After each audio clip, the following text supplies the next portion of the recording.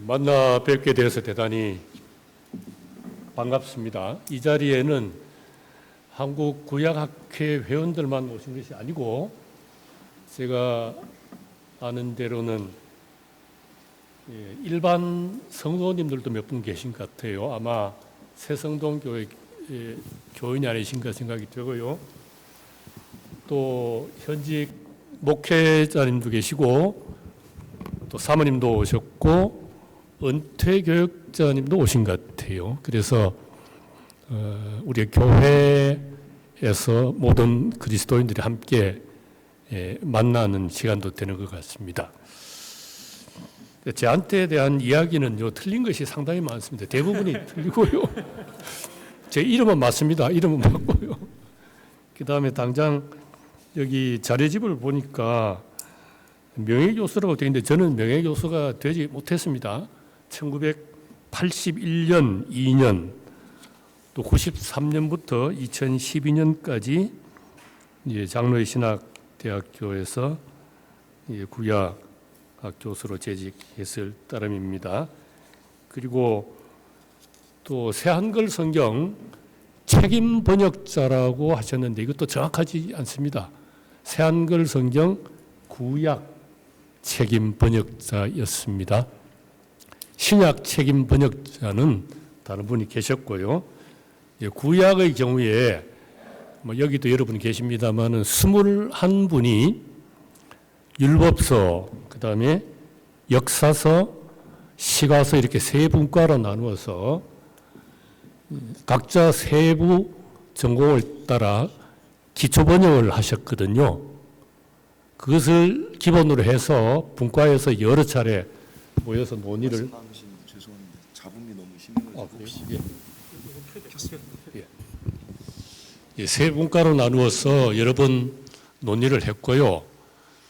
그 논의를 두고 전체 번역의 결이 같아야 되니까 그거를 이제 그 일을 제가 뒷바라지해서 이제 구약 책임 번역자가 된 것입니다. 그래서 구약 번역에서 여러 가지 문제가 생긴다면 그건 전적으로 제 책임이에요. 책임을 제가 어떻게 져야 될지 알 수가 없는데 그러나 실제로는 시작할 때 2012년에 시작했는데요. 이 번역 일은 그때 기준으로 40대 우리 학자들이 최선을 다해서 번역한 것입니다. 근데 그분들의 잘못은 없어요. 문제가 있으면 저한테 책임을 물으시기 바랍니다. 부족한 사람에게 주제 연구를 맡겨주셔서 참 영광스럽습니다. 저는 이제 이렇게 구약의 경우에 21분, 신약에 또 36분 계시고 국어학자가 3분이 계셨는데 이 마음에 가까운 분들이 어떤 일을 해서 어떻게 결과가 나왔는지를 제가 대표로 이제 소개를 해야 될 그런 책임이 있게 됐죠. 그래서 이 자리에 초청을 받은 것인데 그 얘기는 이 시간에는 아주 간략하게 할 겁니다. 새한글 성경 자체에 대해서는 그보다는 새한글 성경을 앞으로 우리 개인과 교회와 또 사회에서 어떻게 가장 효과적으로 사용할 수 있겠는가 하는 그 문제를 주로 말씀을 드리게 되겠습니다. 자료집에 실린 이 원고가 상당히 깁니다. 이걸 다 읽으면요 1시간 반쯤 걸립니다. 그래서 다 읽을 생각은 없고요. 그냥 필요한 부분을 중심으로 제가 좀 편하게 말씀드릴 텐데 그래도 시간이 모자랄 것 같아서 조금 지나면은 제 말이 상당히 빨라질 겁니다. 그래서 좀 불편하시더라도 양해해 주시기 바랍니다. 새한글 성경은 21세기 전자 문명 시대의 요청에 응답하는 성경입니다. 한국 교회에서 주로 써온 성경은요, 이해하기가 몹시 힘들어졌지요. 100여 년이 넘도록 주로 쓰오면서 우리 한국어가 크게 달라졌는데 그걸 반영하지 못하고 있었던 것이죠. 게다가 이 전자 문명이 발달하면서 미디어 환경이 급속히 달라졌습니다. 이 앞부분은 조금 원고하고 많이 다릅니다. 인쇄된 책을 첫 장부터 끝장까지 찬찬히 읽기보다는 이 화면으로, 스크린으로 필요한 부분만 골라서 보는 독서 습관이 크게 퍼졌습니다. 그런가 하면은 성서학이 놀랍도록 크게 발전하면서 이전보다 원문을 더 잘 이해할 수 있게 되었습니다. 그래서 원어 성서에 더욱더 충실하면서도 새 시대의 한국어 사용자들에게 알맞는 방식으로 성경을 번역하기로 한 것입니다. 세상 모든 사람은 각자 자신에게 가장 친숙한 언어와 표현으로 번역된 성경을 읽을 권리가 있습니다. 그래서 새한글 성경에서는 원어 성서의 긴 문장을 여러 개의 짧은 문장으로 나눕니다. 문학 형태에 따라서 다양한 문체와 종결형을 씁니다. 이런 이전의 성경에는 없던 현상입니다. 대화문에서는 문맥이 허락하는 한 공손하고 정중하고 따뜻한 말씨를 씁니다. 이해하기 어려운 표현 대신에 일상생활의 쉬운 말을 씁니다. 차별감이나 모욕감을 주는 표현은 중립적이고 배려하는 말로 바꿉니다. 고유명사의 음력은 학교에서나 공공기관에서 쓰는 방식으로 좀 더 많이 고칩니다. 외래어도 적극적으로 수용합니다. 도량형 단위도 미터법으로 바꿉니다. 그렇지만 원어 성서에서 어렵게 된 부분을 무조건 쉽게만 번역하지 않습니다. 의도가 있어서 어렵게 된 부분은 번역에서도 그 어려움을 느끼며 생각하도록 번역합니다. 이것은 2000년대에 들어서서 뚜렷이 나타나는 성경 번역의 새로운 경향이기도 합니다. 또 원어 문장의 어순에서 드러나는 특별한 의도도 최대한 반영합니다. 새한글 성경은요, 독자들에게 친절한 성경입니다. 그래서 중요한 전통 번역어나 음력을 새로운 번역어나 음력으로 바꾸어서 그 차이가 너무 클 때는 관로 안에다가 전통 번역어나 전통 음력을 적어둡니다. 또 말하는 주체가 급작스럽게 달라져서 혼란스러울 때는 누가 말하는지도 관로 안에 밝혀놓습니다. 이렇게 해서 새한글 성경은 종전의 직역, 의역의 이분법을 넘었습니다.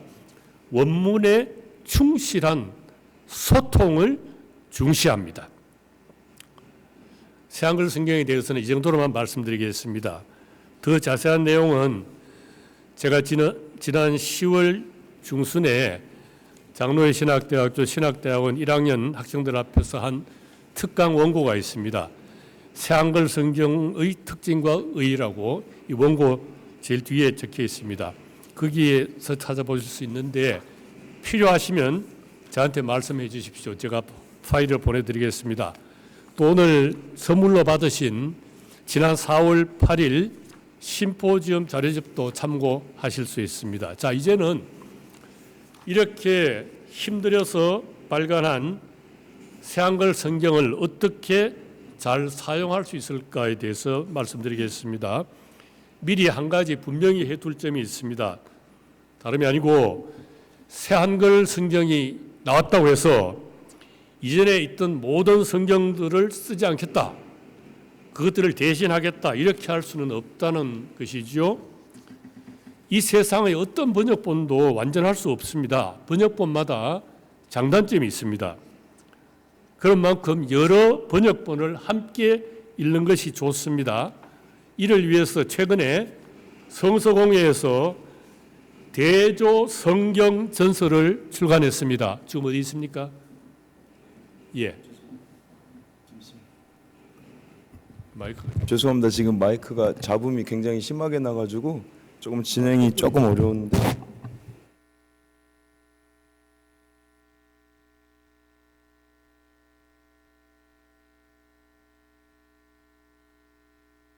마이크는 됩니다. 예. 여기 좀 우리 성서공회 번역연구소 수하시는 이유림 선생님이 나와 계시는데요. 이 책입니다. 대조성경. 우리 그동안 나온 공인성경본을 한꺼번에 볼 수 있는 것인데요. 책이 크고 무겁습니다. 펼쳐서 이렇게 한 줄씩 보시면서 옆으로 전해주시면 우리 이유림 선생님이 같이 보도록 하겠습니다. 40분 동안 돌려보시면 됩니다. 개역 전통의 성경은 앞으로도 계속 사용될 것입니다. 독일의 성경을 말하면은요, 500년 전의 성경을 지금도 쓰고 있습니다. 스위스 성경도 마찬가지고요. 고쳐서 계속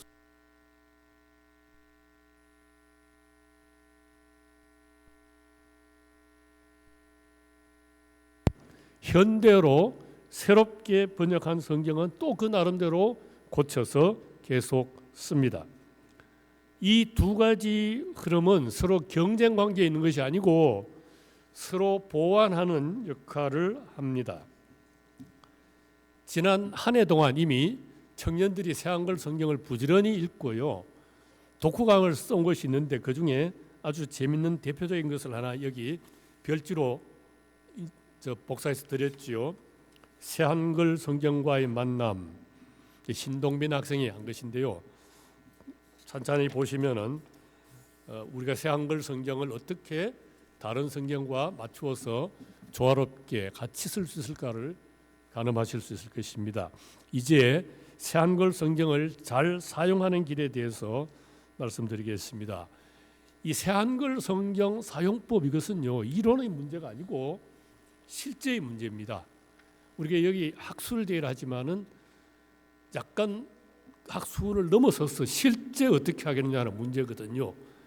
이 순간부터 저는 제가 구약 학자로서 은퇴 구약 교수로서 말씀드리기보다는 한 사람의 그리스도인으로서 또 찢어지게 가난한 지역의 개척교회 목사 자녀였던 사람으로서 또 제 스스로 산골교회에서 목사 안수를 받은 사람으로서 또 시골교회에서 담임 목회를 했던 사람으로서 여러분과 함께 이 길을 찾아보려고 하는 것입니다. 새한글 성경을 어떻게 사용할 것인가? 맨 먼저 중요한 것은요, 새한글 성경은 소리 내어 읽어야 한다. 이것은 새한글 성경뿐만 아니라 모든 성경이 마찬가지입니다. 그래서 자료집에 지금 여러 가지로 적어뒀습니다만 여러분이 혹시 같이 보시려면은 자료집 10쪽 10페이지를 보시면은 성경은 소리 내어 읽는 것이다 책이라는 점을 번역 자체에서 두드러지게 나타나게 했습니다. 누가복음 4장 16절을 저와 함께 같이 읽어보실까요? 읽겠습니다. 예수님은 나사렛으로 가셨다. 예수님이 자라나신 곳이었다. 늘 해오시던 대로 예수님은 안식일에 회당에 들어가셔서 성경을 소리내어 읽어주려고 일어서셨다. 예. 그 다음에 사도행전 8장 30절에도 소리내어 읽는 것이 있고요. 구약에 느헤미야 8장 3절을 제가 읽겠습니다. 그는 여기 에스라입니다. 물의 성문 앞에 있는 광장에서 날이 밝을 때부터 한낮까지 그 두루마리 책을 어떻게 해요? 소리 내어 읽었다. 왜? 들어야 하거든요. 다른 사람들이. 성경책이 그때는 없었어요. 대중들이 성경책을 가질 수가 없었습니다. 두루마리 몇 군밖에 없었거든요.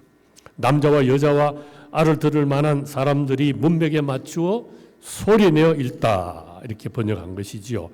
8절, 18절, 13장 1절에도 그 내용이 계속 나오고요.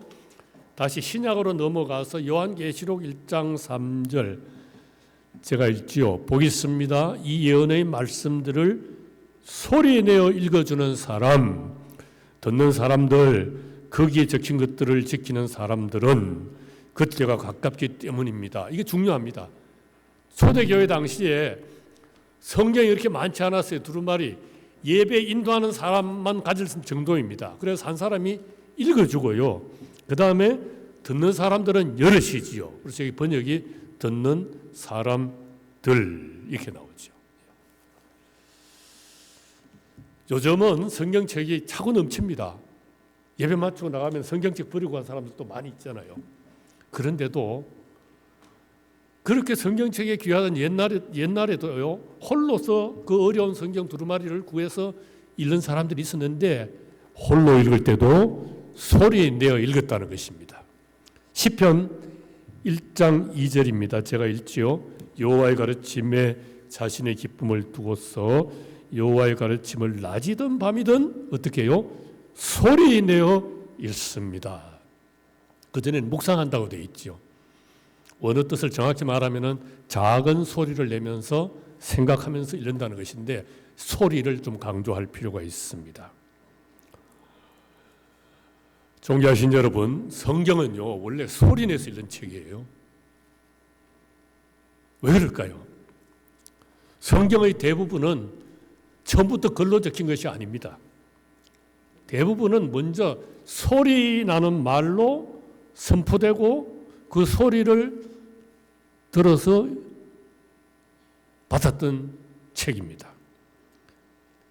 소리 내어 읽는 사람은 자기도 모르는 사이에 그 말씀이 최초로 들려진 그 현장에 함께 할 수 있습니다. 시간과 공간의 엄청난 차이를 뛰어넘습니다. 오늘 이곳 구리 새성동 교회에서 거꾸로 시간을 뛰어넘어서 수천 년 전의 세계로 넘어가는 것이고, 이 대한민국에서 옛날 유대 땅 이스라엘 땅으로 뛰어넘어가는 것입니다. 그렇게 해서 그 자리에 함께하게 되지요. 그냥 머리로만 묵상하는 것보다도 더 생생하게 말씀 속으로 빨려 들어갈 수 있습니다. 아무쪼록 소리내서 성경을 많이 읽으시기 바랍니다. 이렇게 새한글 성경을 소리내어 읽을 때 염두에 둘 점이 몇 가지 있습니다. 우선 괄호 안에 들어있는 부분을 읽지 않습니다. 새한글 성경에는 괄호가 많아요. 괄호는 빼고 읽으시면 됩니다. 여기 창세기 1장 6절에 하나님이 말씀하셨다. 물 가운데에 둥근 지붕이 생겨 물과 물 사이가 나누어지기를. 이 궁창이 옛날 궁창, 이 요즘 안 쓰는 말이거든요. 그래서 원어 뜻을 따라서 둥근 지붕으로 바꾸고 이게 옛날 성경에는 궁창이었다 이렇게 친절하게 안내는 하는데 읽으실 때는 궁창은 빼고 읽으시라 그 말이죠. 뭐 그런 부분들이 쭉 있습니다. 좀 시간이 급하기 때문에 넘어가겠습니다. 그 다음에 2번, 그러니까 지금 자료집에서는 어디냐 하면은 12쪽입니다. 도치문을 주의하여 읽습니다. 이제까지 번역에서는 원어의 어순은 별로 중요하지 않았습니다. 그런데 이번 새한글 성경에서는 원어의 어순이 중요하다. 앞에 나오는 낱말은 될 수 있으면 앞에 번역하는 것이 맞다고 해서 번역을 하다 보니까 문장의 앞뒤가 좀 바뀌는 수가 있습니다. 거기 12쪽의 시편 5장 8절을 보겠습니다. 제가 읽지요. 오 여호와여, 주님의 공의 가운데로 나를 인도해 주십시오. 나를 적으로 대하는 사람들을 생각해서라도. 마침표가 여기 있습니다. 이것은 앞에 하고 붙어야 됩니다. 그 다음에 주님의 길을 내 앞에서 곱게 해주십시오. 이것은 다른 문장이에요. 근데 이것을 그냥 쭉 읽어버리면 오해가 생깁니다. 나를 적으로 대하는 사람들을 생각해서라도 주님의 길을 내 앞에서 곱게 해주십시오. 이렇게 읽게 되죠. 그렇게 읽지 않도록 주의해달라는 것입니다.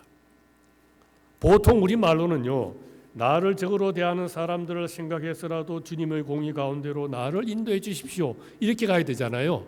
근데 그렇게 되면은 제일 처음에 오 여호와여라고 이렇게 부르짖은 말이 좀 뒤로 가게 되고,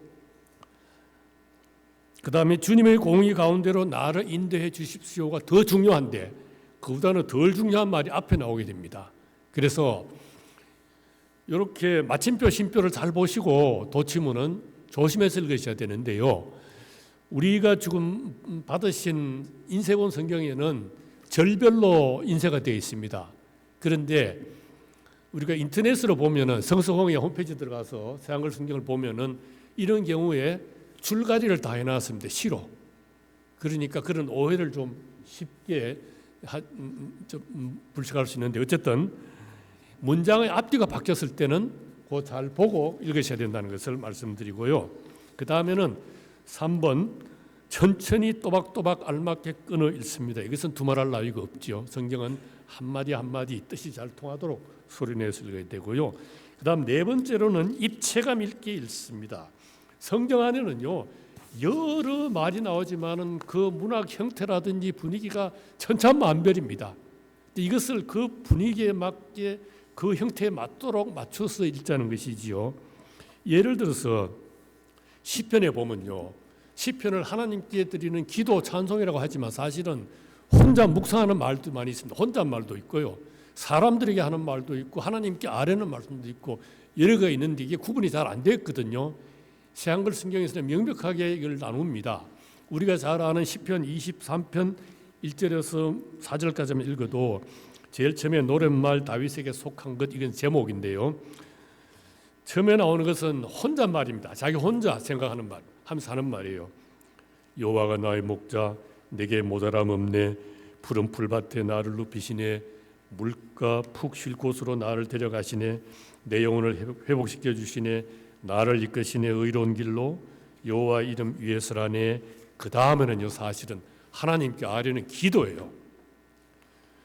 캄캄한 골짜기를 가야 해도 나 잘못될까 두려워하지 않습니다. 주님이 나와 함께 하시니까요. 주님의 막대기와 지팡이가 내게 힘됩니다. 읽는 게 좀 달라야 되겠지요. 예. 심지어 시편 98장에 가면요 기도하다가 다른 사람이 하는 말도 나와요. 오 여호와 우리 하나님, 주님이 친히 그들에게 대답하셨습니다. 주님은 그들을 용서하시는 하나님이셨습니다. 그들의 행동에 대해 혼내시는 분이지만요, 갑자기 사람들을 보고 여러분은 높이세요 여호와 우리 하나님을, 이렇게 나오거든요. 예배하세요 여호와의 거룩한 산을 바라보면서 여호와 우리 하나님은 거룩하십니다. 이런 차이. 또 말하는 사람이 자꾸 달라지는 수가 있습니다. 여러분 출애굽기 10장 27절 29절 보면요, 이 글을 쭉 읽어나가는 해설자가 있고 말하는 사람이 이집트 왕 파라오가 있고요, 모세가 있습니다. 적어도 세 인물이 등장하잖아요. 그럼 이게 실감날 읽으려면 세 가지 방식으로 읽어야 되거든요. 여호와께서 파라오의 마음을 닫아버리셔서 파라오가 이스라엘 백성을 내보내주지 않았다. 이건 해설하는 사람입니다. 그러고는 파라오가 모세에게 말했다. 파라오의 말입니다. 화가 났습니다. 나한테서 쓱 꺼져라. 조심해. 다시는 나의 얼굴을 보지 않도록. 네가 나의 얼굴을 보는 날에는 죽을 것이니까. 위협하는 말이잖아요. 모세가 말했다. 폐하께서 말씀하신 대로 하겠습니다. 다시는 폐하의 얼굴을 뵙지 않겠습니다. 구연 동화하듯이 입체감 있게 읽는 것이죠. 아가에 가면은 사랑의 노래잖아요. 무리들이 말하는 부분이 있고 여자가 말하는 부분이 있고 남자가 말하는 부분이 있거든요. 이것도 나눠서 읽어야죠. 죄송합니다만 우리 같이 길을 찾는 것이니까 무리 부분은 우리 전체 같이 읽고요, 여자 부분은 오신 우리 여자분들만 읽으시고 남자 부분은 남자들만 읽으시는데 시간이 좀 모자라니까 좀 빨리 읽겠습니다. 무리 같이 읽으십시다. 그대가 사랑하는 사람이 어디 갔나요? 여자들 가운데 가장 아름다운 사람이요, 그대가 사랑하는 사람이 어느 쪽으로 갔나요? 우리가 그대와 함께 찾아볼게요. 여자분들 자기 동산으로 발삼정원으로요, 들락에서 양을 치려고요, 나리꽃을 따려고요, 나는 내가 사랑하는 사람의 것, 내가 사랑하는 사람은 나의 것, 나리꽃 사이에서 양을 치는 그 사람. 남자들 아름다워요. 그래 나의 번님이요. 디르사처럼요. 고와요. 예루살렘처럼요. 깃발 세운 군대처럼 위엄 있어요. 그대의 두 눈을 나에게서 떼어주세요. 나를 어지럽게 하거든요. 그대의 머리카락은 염소떼, 길랏에서 내려오는 염소떼 같네요. 그대의 이는 씻고 올라온 암양떼 같아요. 그것들은 모두 쌍둥이를 낳고 한 마리도 잃지 않았어요. 쪼개놓은 것 같아요. 그대 뺨은 한번 집에서 이렇게 가정예배 볼 때도 나눠서 해보시면 돼요. 딸, 아들 전체 같이 이렇게 입체적으로 읽는 목적이 있습니다. 마치 이 성경을 소리내어 읽고 듣는 사람이 성경 본문의 현장에 있는 것처럼 느껴보는 데 있습니다. 성경을 가장 잘 읽는 방법은요, 본문을 소리내서 읽으면서 내가 그 현장에 와 있구나 이런 느낌 받도록 읽어야 된다는 것이죠. 여기서 소리내서 읽는 것이 상당히 중요합니다.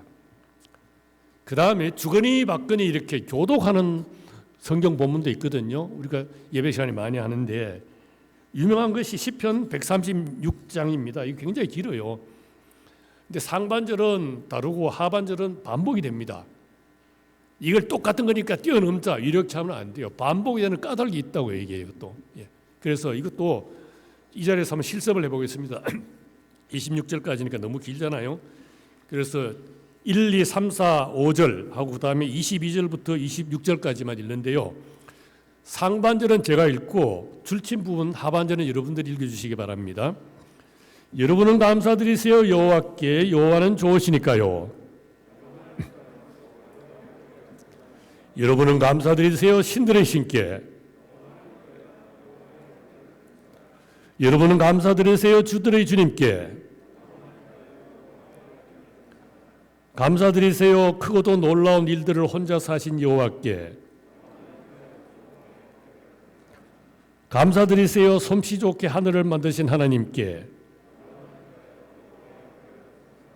22절로 갑니다. 감사드리세요 자신의 종 이스라엘에게 나누어 차지할 땅을 주신 여호와께. 감사드리세요 우리가 낮아졌을 때 우리를 기억해 주신 여호와께. 감사드리세요 우리를 적들에게서 건져내신 여호와께. 감사드리세요 모든 생명체에게 먹을 것을 주시는 여호와께. 여러분은 감사드리세요 하늘의 하나님께. 왜 이렇게 반복을 할까요? 26번이나 영원하니까요 여호와의 한결같은 사랑은. 이건 26번만 하고 그칠 것이 아니라 골백번 수천번 해도 아깝지 않은 고백이거든요. 하나님의 한결같은 사랑 너무 좋다, 너무 영원하다. 그래서 계속 후렴으로 붙이는 겁니다. 이런 점이 소리내서 읽고 교독하면 느껴지고 살아나야 되는 것이죠. 그냥 이걸 그냥 내용으로 보면 이렇게 복잡하게 할 필요가 없잖아요. 이런 하나님은 하나님께 감사합시다. 그 인자심 영원하기 한 줄로 하면 끝나요. 이렇게. 이걸 이렇게 하는 것은 그만큼 내용의 중요한 점이 어디 있는지를 얘기해 주는 것이니까 그 뜻에 맞춰서 소리내서 읽는데 혼자서도 읽고 같이 읽어야 될 부분도 있는 거지요. 그 유명한 신약의 보기로는 팔복이 있습니다만은 그냥 넘어가겠습니다. 그 다음에 우리가 이렇게 혼자든지 같이든 소리내서 읽는 것을 그걸로 끝내지 마시고 우리가 가진 첨단 기계를 활용해서 더 효과 있게 할 수 있습니다. 내가 소리내서 읽는 것을 한번 녹음을 해보는 겁니다. 그 다음 영상도 만들어 보는데 이 부분은 조금 뒤에 가서 좀 더 자세히 말씀드리고요.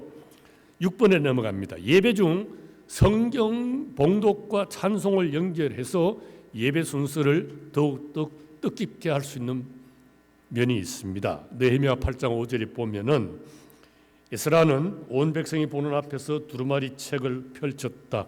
그는 온 백성보다 높은 곳에 서 있었던 것이다. 그가 같이 읽어보실까요? 두루마리 책을 펼치자 온 백성이 일어섰다. 성경을 읽을 때는요 앉아서 못 들어요. 너무 황송해서 하나님의 앞에서 직접 말씀하시는데 어떻게 앉아서 들어요. 벌떡 일어나는 거예요. 성경 안에 예배 형식까지 나오는 것이죠. 이것은 우리 교수님들이 다 경험하셨겠지만은 실제로 서양 교회에서 흔히 볼 수 있는 예식 방법입니다. 종교개혁 전통에서 예배의 3대 구성 요소는 말씀, 찬송, 기도입니다. 성경은 말씀의 기본이죠. 말씀에서 성경에서 찬송이 나오고 기도가 나옵니다. 언제 어떤 찬송을 부를 것인지도 생각할 수 있는 것이고 나아가는데 마침 우리 찬송가에도요, 성경 봉독 전에 읽어야 할 찬송이 하나 들어있어요. 637장인데요. 이 찬송을 혹시 교회에서 불러보셨어요? 제가 한번 짧은 것이기 때문에 한번 불러보겠습니다. 조금 이따 같이 부르셔야 되거든요. 주님 우리의 마음을 여시어 말씀을 깨닫게 하옵소서. 아멘. 실습하겠습니다. 아무것도 가지지 마시고 그냥 몸으로 일어서세요. 일어서실 수 있는 분들은. 저도 일어설 것입니다. 다 일어서 주십시오. 뭐 보실 필요 없어요. 그냥 맨몸으로 일어서서 나의 전전자로서 내려놓으십시오. 전전자로서 지금 하나님이 하시는 말씀을 듣는다고 생각하시고 한번 들어보십시오. 제가 이사야 1장 2절에서 5절까지 읽어드리겠습니다. 들으라 하늘아, 귀 기울여라 땅아, 여호와께서 말씀하셨으니 자식들을 내가 기르고 키웠는데 그들은 나와 관계를 끊었구나. 소도 자기를 산 사람을 알고 나귀도 자기 주인의 여물통을 아는데 이스라엘은 알지 못하는구나. 내 백성은 깨닫지 못하는구나. 아, 죄를 지은 민족, 잘못이 많은 백성, 악한 사람들이 후손 나쁜 짓을 하는 자식들, 여호와를 버리다니, 이스라엘의 거룩하신 하나님을 무시하다니, 등을 돌려버리다니, 무엇 때문에 여러분은 여전히 얻어맞으려고 합니까? 더더욱 반항하려고 합니까? 머리도 온통 아프고 마음도 온통 병들었는데. 여기까지입니다. 그러면은 응답 찬송을 하고 자리에 앉으십시다. 예. 당장 다음 주 예배부터 한번 목사님들은 또 교수님들도 예배 인도하시면 해보시기 바랍니다. 성경 봉독을 하기 전에 다 일어서서 조금 전에 637장을 부르고 그 다음에 앞에서 누가 봉독하면은 귀담아 듣고 앉고. 예. 성경을 이렇게도 이용할 수 있습니다. 우리 찬송가와 관련시켰어요. 지금까지는 새한글 성경 번역문을 또는 보통 성경 번역을 그대로 가져와서 쓰는 방법이고요. 그 다음에 활용 방법은 그것을 다른 방식으로 재생산하는 방법입니다. 본문 번역은 바꾸지 않고.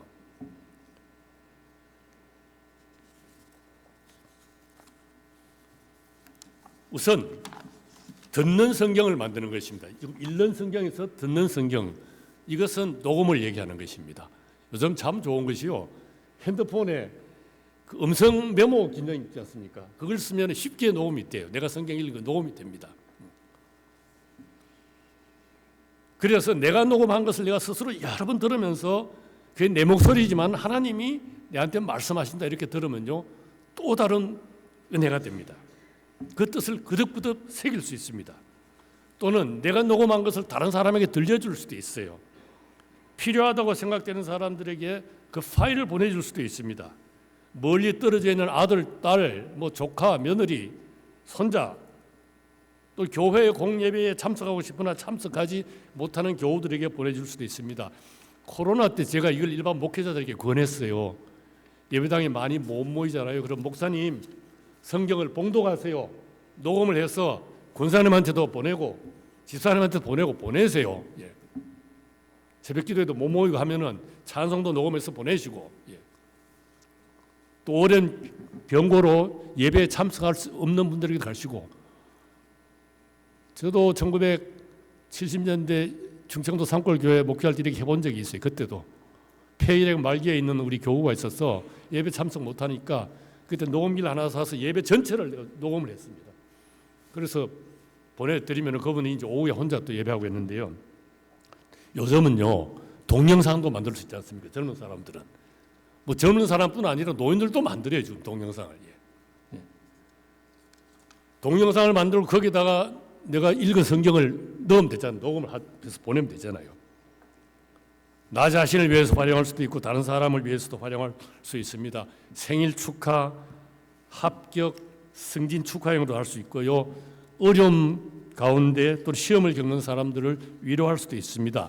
특히 인공지능을 잘 활용할 수 있는 사람은 자신의 음성뿐 아니라 내가 존경하는 사람, 사랑하는 사람의 음성, 심지어는 유명인의 음성을 입혀서 새한글 성경의 일부라도 듣는 성경으로 새롭게 만들 수 있습니다.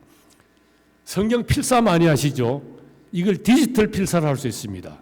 컴퓨터 자판으로 쭉쭉 찍는 것이죠. 제가 설교 준비할 때 그렇게 합니다. 성경을 읽으면서 한 절 적어 이렇게 쳐서 또 적고 이렇게 전혀 새로운 느낌이, 새로운 감동이 있습니다.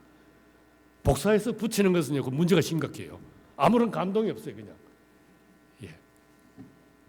말씀 모음집, 새한글 성경 일부를 나를 위한 말씀 모음, 누구를 위한 말씀 모음으로 만들 수 있습니다. 이렇게 해서 녹음할 수도 있습니다.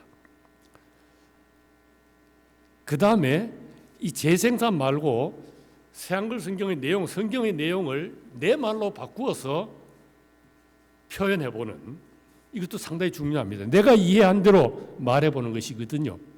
예전에 어른들이 그러셨어요. 창세기 어느 부분을 읽고 노아의 방주 나오면은 그걸 본인이 읽으셨잖아요. 손자들한테 얘야 내가 읽으니까 여기 이런 내용이 있더라. 할머니가 이해한 만큼 말씀해 주시는 건데요. 이것이 또 듣는 사람에게는 엄청난 감동을 줄 수 있습니다. 새한글 성경도 내가 이해한 만큼 내 방식으로 새롭게 표현해 볼 필요가 있습니다. 아, 이건 이런 말씀이지. 이렇게 말이죠. 시간이 거의 다 됩니다. 예. 자기한테 익숙한 말로 바꿔서 표현하게 되지요. 여러분, 제주도 방언 마가복음이 있습니다. 최근에 전남 방언 마가복음이 나왔습니다. 예. 이렇게 성경을 누가 풀이해 준다고 생각만 하지 마시고 내가 소리내서 읽어보고 내가 이해한 대로 내 말로 말해보는 것입니다. 이것도 성경을 잘 활용하는 방법이지요. 그 다음에는 성경의 얘기를 나의 이야기로 룻게 읽으시면서요. 내가 룻이 됐다고 생각을 해보세요. 내가 시어머니 따라서 베들레헴으로 갔는데 어쩌고 저쩌고 쭉 쓸 수 있습니다. 예. 그 다음에 이제 새한글 성경 읽다가 독후감 느낀 거, 묵상 노트도 쓸 수 있고 기도 노트도 만들 수 있죠. 이것은 뭐 우리가 늘 하던 방법인데 좀 더 창의적으로 할 수 있는 것은요. 요절 책갈피를 만드실 수 있습니다. 요즘 다 젊은이들은 잘해요. 필요한 성경 구절을 딱 이렇게 이쁘게 해서 딱 출력하면은 멋진 책갈피가 되죠. 생일 카드도 성경을 넣어서 만들 수 있죠. 이거는 다 할 수 있는 이제 젊은 사람들 다 하는 것이죠. 전도용으로 쓸 수도 있죠. 거기에 우리 새한글 성경 구절을 넣었을 수 있습니다. 그 다음에 내가 좋아하는 구절이나 표현을 중심으로 편지를 써보낼 수도 있고요. 심지어는 작은 그림 성경을 만들 수도 있습니다. 여러분, 이게 지금 참 시간이 없어서 유감인데요. 이미 그 1980년대 독일 성서공회에서는요, 성경에 있는 내용을 그림 성경책으로 많이 만들어냈어요. 아이들도 보고 어른들도 보고 하는데 그 중에 대표적인 것을 제가 하나 가져왔는데요. 저기 백 목사님, 예, 이게 탕자의 얘기입니다. 제가 새 한글로 한번 읽어보겠습니다. 그림 보고 듣는 것 또 달라요. 예수님이 말씀하셨다. 어떤 사람에게 두 아들이 있었어요. 그 가운데 작은 아들이 아버지에게 말씀드렸어요. 아버지, 재산 가운데 저한테 떨어질 몫을 주십시오. 아버지는 자기가 먹고 살 재산을 두 아들에게 나누어 주었어요. 며칠 지나지 않아 작은 아들은 가진 것을 다 모아 먼 지역으로 떠나버렸어요. 거기서 그는 흥청망청 살면서 자기에게 있는 것을 날려버렸어요. 그가 자기에게 있는 것을 다 써버렸을 때 바로 그 지역 곳곳에 극심한 기근이 생겼어요. 그는 쪼들리기 시작했어요. 그는 가서 그 지역의 시민 가운데 한 사람에게 붙어 살았어요. 그 사람은 그를 농장으로 보내서 돼지를 치게 했어요. 그는 돼지들이 먹는 캐럿, 콩, 꼬투리로 배를 채우고 싶은 마음이 굴뚝 같았어요. 그러나 그에게 뭐라도 주는 사람이 아무도 없었어요. 제정신이 돌아오자 그는 말했어요. 내 아버지에게는 품꾼들이 그렇게 많아도 먹을 것이 넘쳐나는데 나는 여기서 굶주려 죽는구나. 일어나서 아버지한테 가서 말할 거야. 아버지, 제가 하늘을 거슬러 아버지 앞에서 죄를 지었습니다. 더는 아버지의 아들이라 불릴 가치가 없습니다. 저를 품꾼의 하나로 삼아 주십시오. 그러고는 일어나서 자기 아버지한테 갔어요. 아직 그가 멀리 떨어져 있는데 그의 아버지가 그를 보고 가슴이 아팠어요. 그래서 달려가 아들의 목을 껴안고 다정하게 입을 맞추었어요. 그러자 아들이 아버지에게 말했어요. 아버지, 제가 하늘을 거슬러 아버지 앞에서 죄를 지었습니다. 더는 아버지의 아들이라 불릴 값어치가 없습니다. 그러나 아버지는 자기 종들한테 말했어요. 빨리 제일 좋은 예복을 내와서 그에게 입혀라. 또 그 손에는 가락지를 끼워주고 발에는 샌들을 신겨주어라. 또 살진 송아지를 끌어와서 잡으라. 먹고 즐기 잡구나. 나 이 아들은 죽었다가 다시 살아났거든. 잃었다가 찾았어. 그래서 그들은 즐기기 시작했어요. 뒷부분은 생략하겠습니다. 그 다음에 성경 인물 이야기를 지어볼 수 있습니다. 성경이 전기는 아니지만은 성경에 나온 여러 인물에 관한 내용을 찾아보고 중심으로 상상력을 발휘해서 인물 이야기를 써볼 수 있습니다. 이 외국에서는 많이 있습니다. 그 다음에 예술 창작을 할 수 있습니다. 새한글 성경을 가지고 연극 대본을 만들 수 있어요. 여기 원고 하나 틀렸는데요. 슈테판 스바이크는 오스트리아 사람입니다. 스위스 사람이 아니고. 외국에서는 예레미야 각본이 있습니다. 이 유명한 각본입니다. 1917년에 오스트리아 작가가 만든 것인데요. 우리 신학교마다 연극 동아리 있는데 선극을 할 수 있지요. 연극을 꼭 성탄절만 하는 것이 아니고요. 평소에도 새한글 성경 가지고 얼마든지 각본을 만들 수 있습니다. 그 다음에 찬송마다요. 찬송은 주제가 성경에서 나오거든요. 찬송마다 노랫말에 주제가 된 성경 구절이 있습니다. 내 마음에 깊이 새겨진 말씀을 중심으로 찬송과 가사를 만들고요. 가락을 붙일 수도 있어요. 제가 보기를 하나 들겠습니다. 개역개정의 말씀에서 비롯된 노랫말에다가 단순한 가락의 돌림노래를 만든 것인데 시편 이 원고에 없습니다. 31장 15절 상반절 이런 말씀이 있습니다. 나의 앞날이 주의 손에 있사오니 있는데요.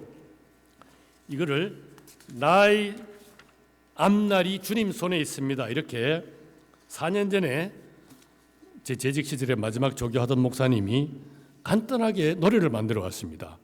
나의 앞날이 주님 손에 있습니다.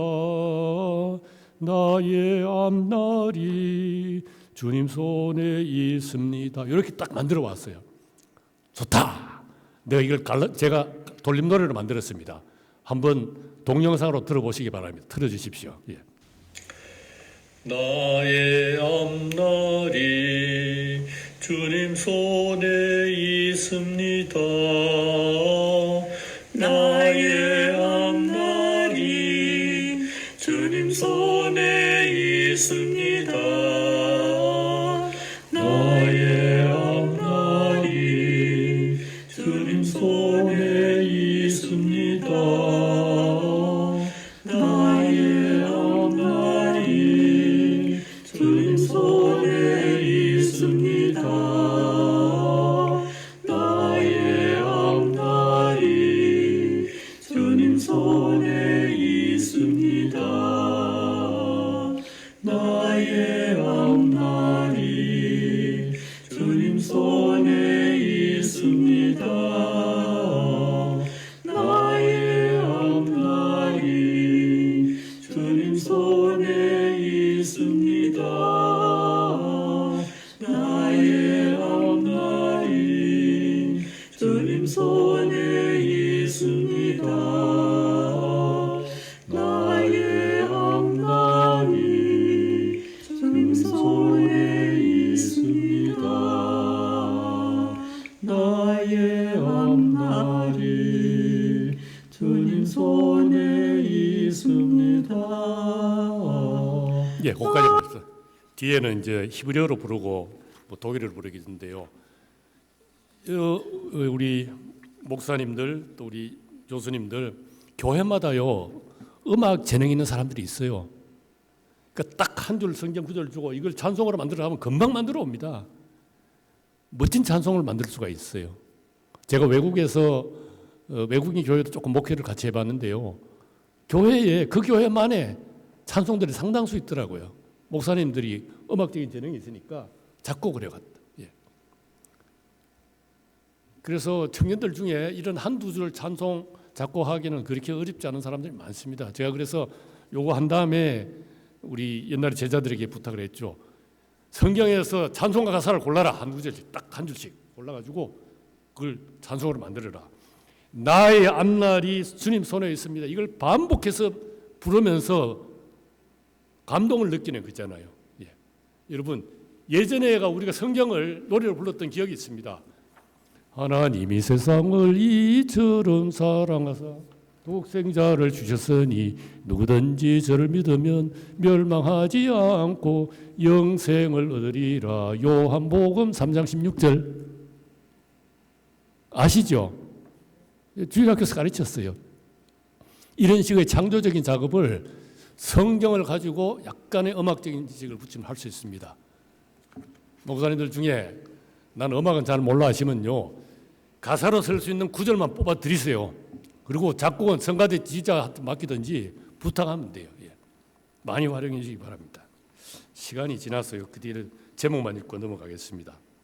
그 다음에 새한글 성경 판소리도 만들만 합니다. 이전에도 있었던 일입니다. 박동진 선생님의 예수전 성서 판소리가 있고요. 지금 명창의 이영태 선생님도 판소리로 성경 얘기한 적이 있습니다. 그 다음 요즘에 젊은이들이 랩으로 예수께서 이렇게 하셨다 또 그런 것도 있고요. 그 다음에 이제 교회 학교나 가정에서 새한글 성경 활용하는 방안은 새한글 성경 읽기 모임을 만드시고 읽기 운동을 벌이시고 요절 암송 대회를 만드시고요. 퀴즈 대회도 할 수 있고요. 그 다음에 조금 우리 신학생들이나 우리 목회자들을 위해서 새한글 성경을 어떻게 잘 활용할 수 있을까? 성경 공부에 대해서는 뭐 일반적으로 우리가 다 이제 아니까요. 넘어가고요. 새한글 성경을 본문으로 하는 전문적인 성경 연구, 원문을 모르더라도 우리 신학자들이 좀 더 실질적으로 성경을 연구하고 설교할 수 있는 보기를 저기 들었는데요. 여기서 제가 특별히 한 가지만 강조하고 싶은 것은요, 같은 표현이 여러 번 나올 때 그건 중요한 것입니다. 성경 전체 통해서 그 중요한 표현이 있는 곳을 다 찾아보면요, 그 안에서 엄청난 깨달음을 받을 수 있습니다. 그게 보기가 불쌍히 여겨 주십시오. 불쌍히 여겨 주십시오. 이게 신구약에 가득 차 있습니다. 이게 엄청난 기도입니다. 헬라말로 큐리에 엘레손. 이게 2000년 기독교 역사 중에서 주기도문 다음으로 온 세계의 그리스도인들이 자주 많이 즐겨 드렸던 기도입니다. 너무 답답하면 기도도 할 수 없어요. 그때 나를 불쌍히 여겨 주십시오. 저를 불쌍히 여겨 주십시오. 우리 아들을 불쌍히 여겨 주세요. 우리 딸을 불쌍히 여겨 주세요. 우리 아버지. 기도를 수만 번 하면요, 마치 남아비 탑을 하는 이상이에요. 엄청난 감동이 솟아나고 살 힘이 나타납니다. 그래서 이것은 기독교 예배의 순서로 들어있습니다. 우리나라에는 없는데요, 전통 기독교 예배에서는 반드시 불쌍히 여겨주세요 하는 기도문이 있습니다. 찬송이 있어요. 그게 우리나라 찬송에 하나 들어왔습니다. 632장입니다. 이것도 꼭 교회에서 많이 써주시길 바라는데 제가 한번 불러보겠습니다. 주여 주여 우리를 불쌍히 여기소서. 그리스도여 그리스도여 우리를 불쌍히 여기소서. 주여 주여 우리를 불쌍히 여기소서. 같이 한번 해보실까요? 주여 주여 우리를 불쌍히 여기소서. 그리스도여 그리스도여 우리를 불쌍히 여기소서. 주여 주여 우리를 불쌍히 여기소서. 저는 자주 이 찬송을 부르는데 어떨 때는 막 부르다가 눈물이 막 나요. 감동이 되고. 여러분 교회에서 많이 부르시고 서양교회에서 이렇게 한 절 부르고 기도문을 또 읽고 이렇게 합니다. 그 다음에 이제 새한글 성경 본문의 짜임새 문학적 기법, 이건 전문적인 것인데요. 어디를 보시냐 하면은 쭉 뒤로 넘어가서 35페이지 밑입니다. 35 밑에 보면은 예언자의 말이 나오고 36페이지 가면은 백성의 말이 나오고 하나님의 말이 나오고 또 또 백성의 말이 나오고 예언자의 말이 나오죠. 세 주체의 말이 얽힙니다. 예언자의 탄식, 백성의 탄식, 하나님의 탄식, 예언자의 탄식, 백성의 탄식, 예언자의 탄식. 이 보면은 제일 끝과 끝이 예언자의 탄식이고 그 사이에 백성의 탄식이고 그 다음에 하나님의 탄식이 있어요. 이 짜임새 자체가 엄청난 뜻을 나타내는 것입니다. 이걸 전문적으로 이제 교차대구 또는 동심원 구조라고 했는데 바깥의 예언자가 탄식하는 가운데 백성의 탄식을 듣고 하나님의 탄식을 들어요. 중요한 것은 제일 가운데 있는 거예요.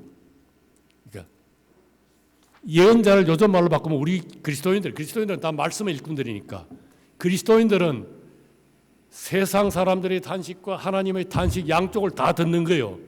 그 사이에서 중재 역할을 하는 것이거든요.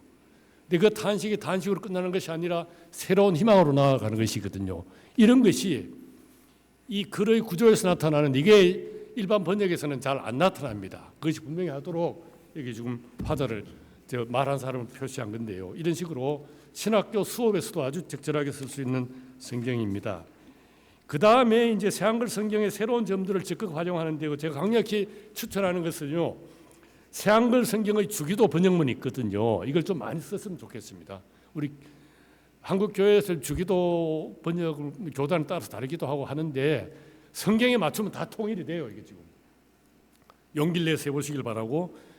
그 다음에 축도 고린도후서 13장 13절 이 축도도 잘 번역된 것입니다. 37쪽에 주 예수 그리스도께서 주시는 은혜와 하나님이 베푸시는 사랑과 성령이 이루시는 사귐이 여러분 모두와 함께하길 빕니다. 여기에 덧붙일 게 없어요.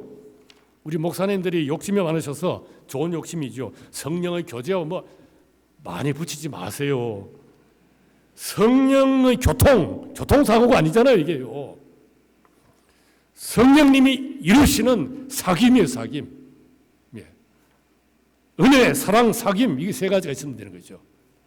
민수기 제사장의 축도도 그러시고요. 그 다음에 이제 새한글 성경에서 배울 것이 어떤 것이 있냐면요. 마지막에 갔습니다. 38쪽에 새한글 성경을 읽으시면서요.